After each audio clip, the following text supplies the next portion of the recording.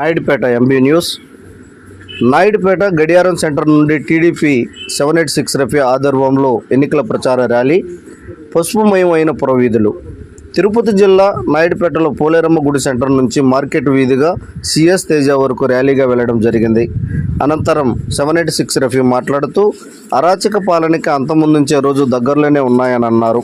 ప్రతి ఒక్క ఓటరు అరాచక పార్టీకి ఓటుతో బుద్ధి చెప్పాలని అన్నారు.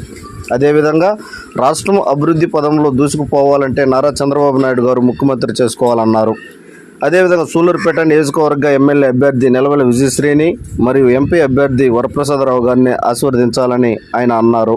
ఈ కార్యక్రమంలో విజయభాస్కర్ రెడ్డి, ప్రభావతమ్మ, లాయర్ చెంగయ్య, హంస పృథ్వీ, గోవిందు, దార్ల రాజేంద్ర, భారీ సంఖ్యలో కార్యకర్తలు, నాయకులు పాల్గొన్నారు.